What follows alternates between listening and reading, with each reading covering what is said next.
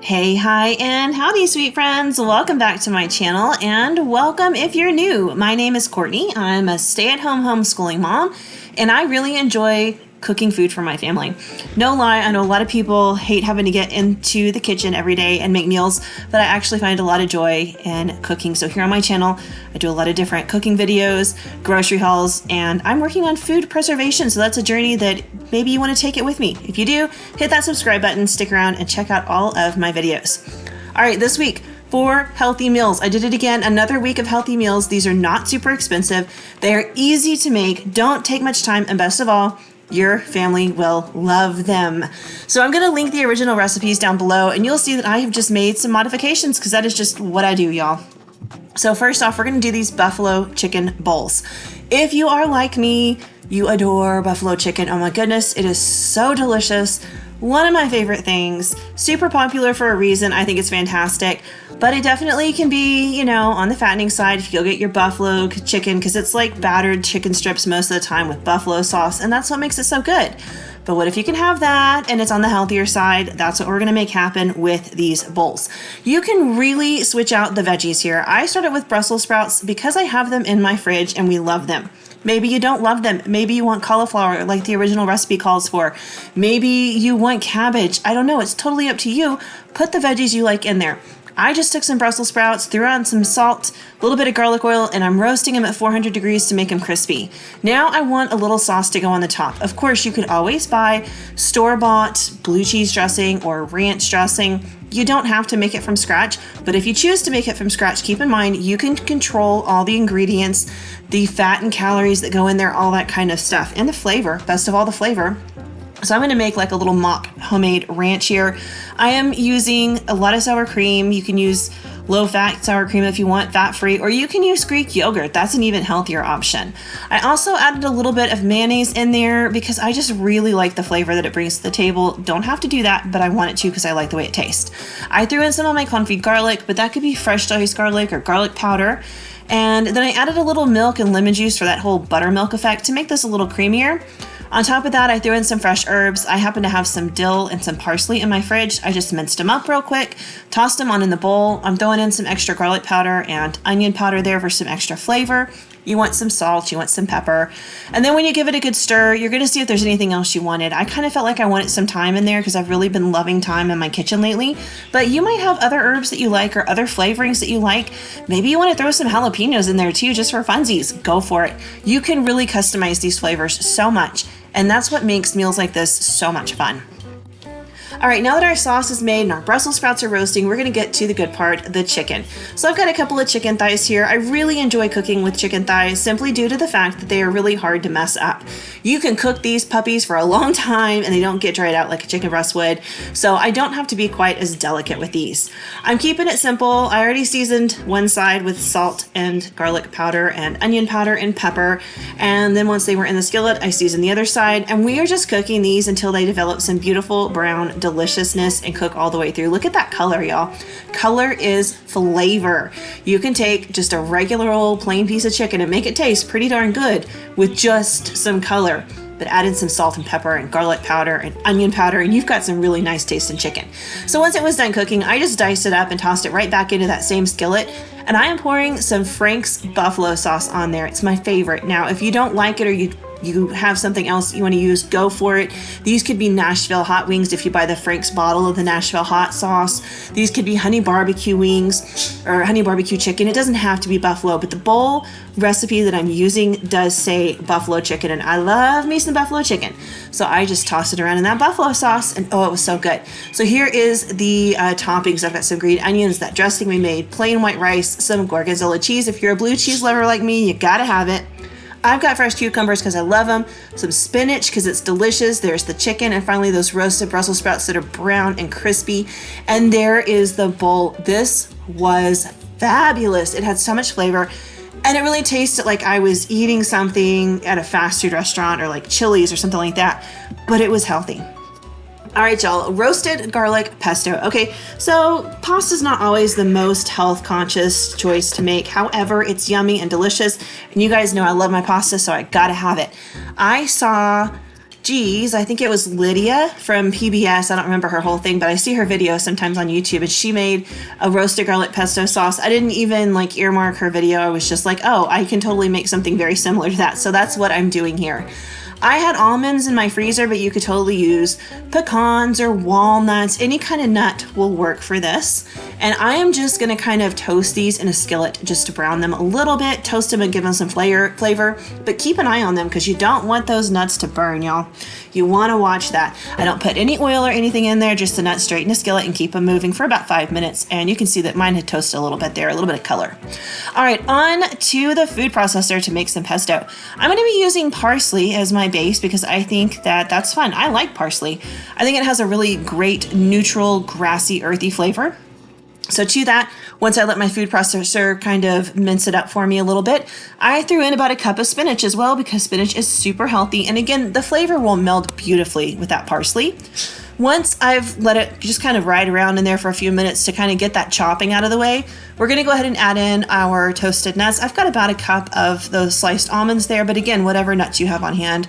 Traditional pesto, I think, uses pine nuts, which are very expensive, but if you have it, go for it because they taste amazing.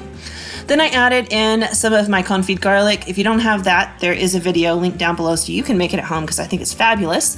But you could just roast a head of garlic in your oven and squeeze it right on here. Or if you want the really like big, bold garlic flavor, throw some fresh garlic in there.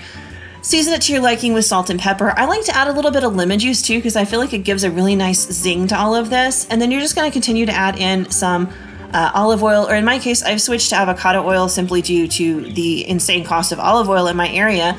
What I used to pay $9.99 for is now $20. So I have switched over to avocado oil just for affordability.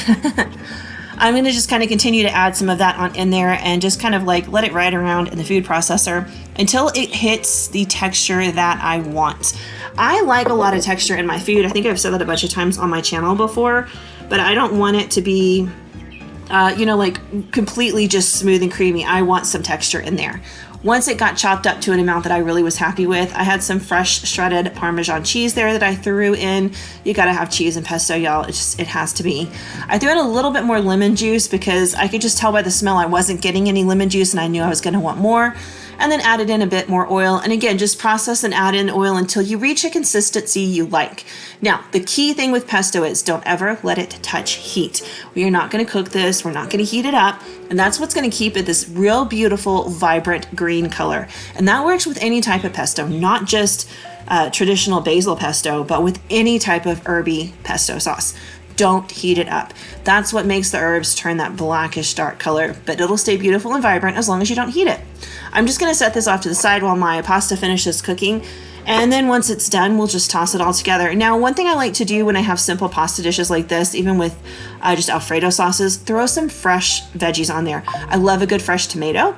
And if I'm doing like a fresh Alfredo, I love some good shredded basil on top too. It's really delicious and it will brighten anything. Now you can tell I had no meat on there, but feel free to throw some chicken out or something if you want to, some shrimp, whatever you have. But I was good with just a nice vegetarian meal. All right, we are on to these chicken poblano taco bowls.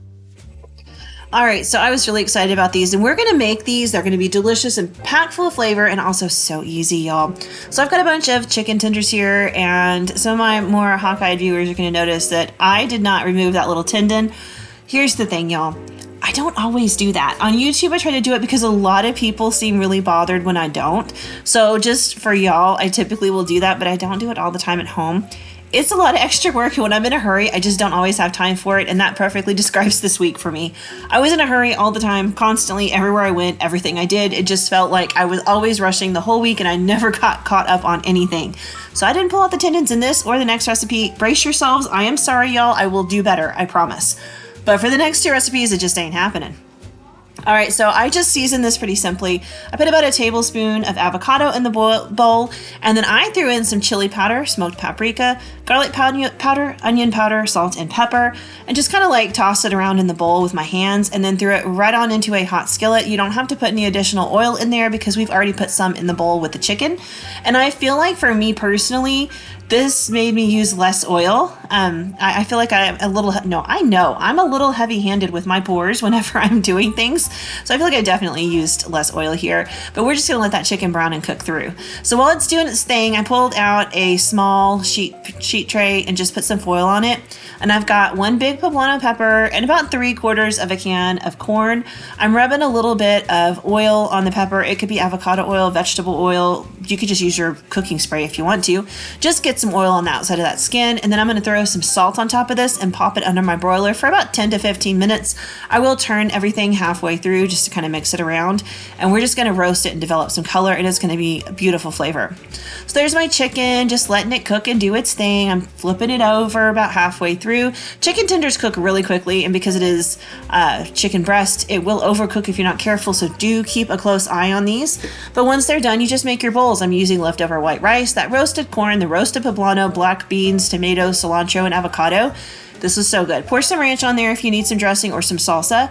I ate it just the way it was, and it was absolutely fabulous, and it really hit that taco craving that I had for the week. Okay, on to the last bowl. I loved this dish so much, and it's just simply due to my love of hummus, really. So I've got a bowl of chicken tenders there. I'm drying them off with a paper towel, and then we're going to season these. Again, garlic powder, onion powder, salt, pepper, and you can kind of do a lot of different things here. I just went with smoked paprika because I love the flavor. Maybe you want to throw a whole bunch of herbs on there. This is kind of more of a Mediterranean dish, so really I'm going to leave it up to you to let you season it in any way you see fit. But I just went with those basic ingredients and threw a little bit of my avocado oil on there. And just like the night before, we're going to toss these chicken tenders around in all this seasoning and oil.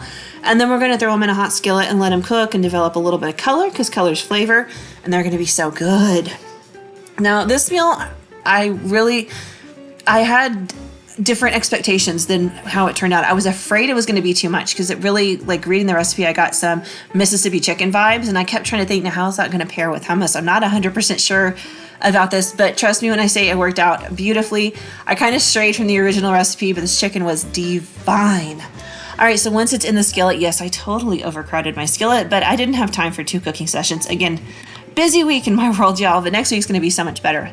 FYI, we are on spring break next week from our co-op, so I will be doing some canning. I will be making some homemade laundry soap, so I've got videos that I will be filming, so those will be coming to y'all very, very soon. And if you are waiting for more of my food preservation content, tune in tomorrow, Sunday, because this is airing on a Saturday, so tomorrow on Sunday, I will have honey oranges that I canned. And hopefully in the next 2 weeks, you guys will see my canning chicken video, which I was super excited about.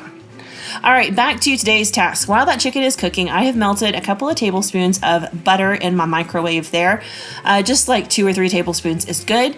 And then to it, the recipe calls for pepperoncinis and their juice. I'm using these pickled jalapenos because that's typically what I sub for Mississippi pot roast and Mississippi chicken, and we just really like the pickled jalapenos. So I'm going to mix a couple of tablespoons of that right on into that butter, and then I'm going to throw in some of my confit garlic or roasted garlic. You could do fresh garlic, you could do garlic powder. Really, any kind of garlic is good garlic in this dish. I am partial to my confit garlic because I just absolutely adore this stuff. I think it's just the best thing ever. And I do always link my video down below if you're interested in learning how to make it. It's just smooth like butter. You can just rub it on toast if you want it to. I think it's great. So to the butter and the garlic, we're going to add in a little bit of herbiness. I've got some dill there because, again, kind of Mediterranean vibes, but you can really kind of throw in different stuff. I also threw in a little bit of parsley.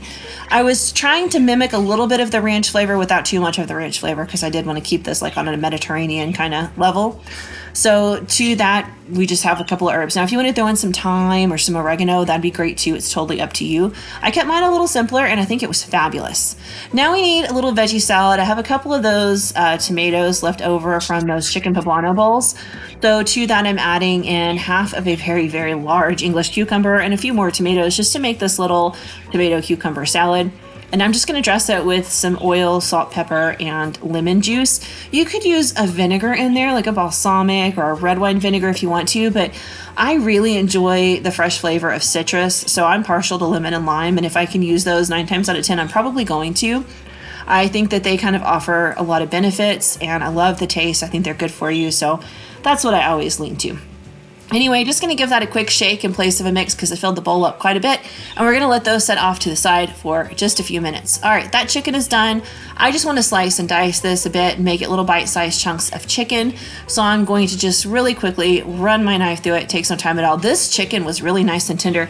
I don't often just cook chicken and serve it, but I gotta tell you, this chicken was really, really good. The texture was fantastic. It was just tender and juicy and wonderful. So maybe I will just cook up some straight chicken in the near future and throw it on a sandwich this way. I don't know. Anyway, right back into the skillet we go. Just like for the buffalo chicken, we're gonna toss this with our butter, garlic, pepperoncini mixture, or jalapeno mixture in my case. And I'm just gonna let this kind of like heat up for about 2 minutes because I did add like cold pepper juice in there and stuff, so I just want to make sure everything's nice and warm. And that chicken just really sucks up that flavor very quickly, and it is beautiful. If you like Mississippi chicken, this doesn't taste the same, but if you like that flavor profile, you're gonna like this one. And then I served mine in a bowl with some hummus and some pita bread, my little tomato cucumber salad. I had some roasted red peppers in my fridge and some pickled onions, but you could really throw a lot of different things in here. Maybe you have some rice, it's totally up to you, but I will link all the original recipes down below except for that pesto because that was mine. All right, y'all, I hope you had a great one and I hope you enjoyed it. Thank you for watching, and be sure to join me tomorrow for a canning video because that was a lot of fun.